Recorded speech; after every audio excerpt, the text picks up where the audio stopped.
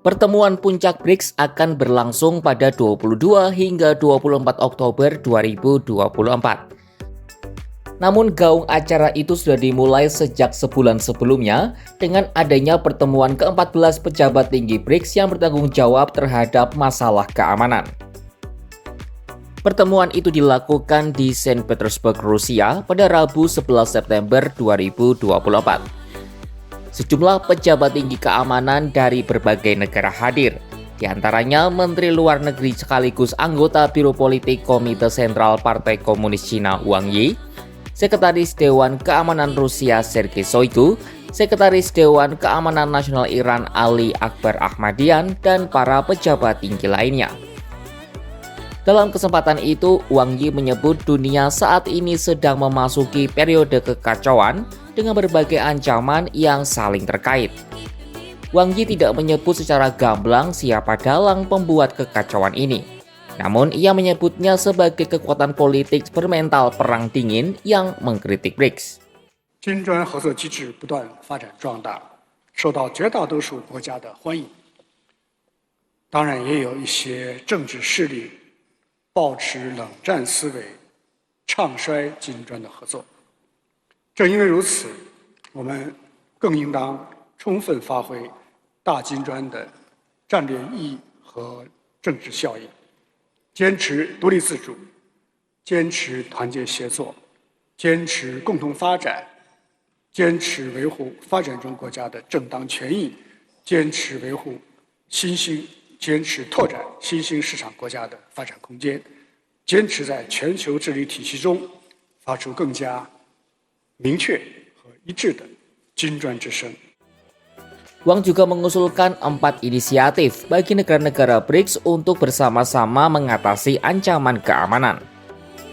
Adapun inisiatif ini meliputi hidup berdampingan dengan mematuhi kedaulatan tiap negara, berpedoman pada multilateralisme sejati, lebih tepatnya menolak keistimewaan dan standar ganda, lalu menangani urusan secara adil di panggung internasional, dan bersama-sama mengadvokasi dunia multipolar yang setara dan teratur.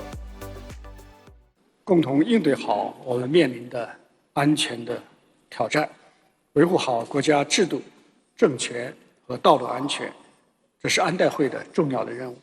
我们要用好用足这一机制，就本国的安全和国际地区问题加强协调，照顾彼此的核心利益和重大关切，维护各自的主权、安全和发展利益，深化政治安全领域的务实合作，推动国际体系朝着更加公正合理的方向发展。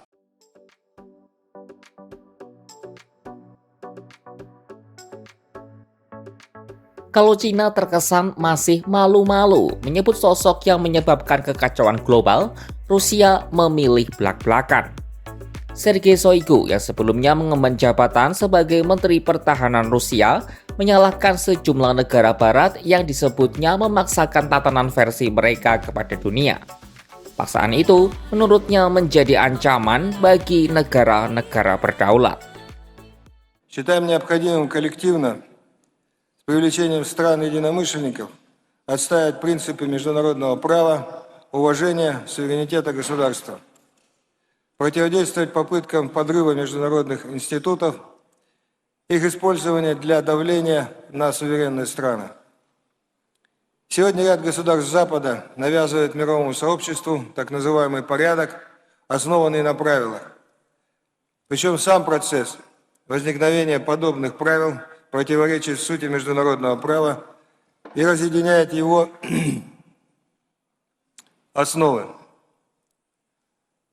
Такая эрозия всей международной системы, безусловно, является угрозой суверенным государствам.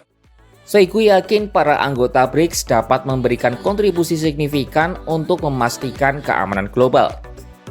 Kontribusi ini dapat dilakukan lewat potensi kerjasama lebih lanjut dalam melawan berbagai ancaman seperti terorisme dan penggunaan teknologi informasi untuk tujuan kriminal. Убежден, что страны БРИКС способны сообща вносить серьезный вклад в обеспечение глобальной безопасности и противодействия таким угрозам, как терроризм, распространение экстремистской деятельности, транснациональная преступность, использование информационно-коммуникационных технологий в криминальных целях. По всем этим направлениям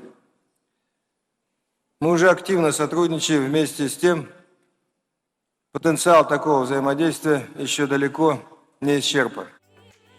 Seorang peneliti pusat studi Rusia di salah satu universitas Cina, Cui Heng, menilai pertemuan tersebut dilakukan sebagai respon terhadap meningkatnya ancaman dan resiko keamanan. Ia juga melihat cakupan BRICS kini tak hanya soal ekonomi, tapi juga mengeksplorasi lingkup kerjasama multilateral yang lebih luas. Apalagi negara-negara selatan juga disebutnya memainkan peran yang semakin penting dalam urusan internasional, khususnya dalam keamanan dan pembangunan.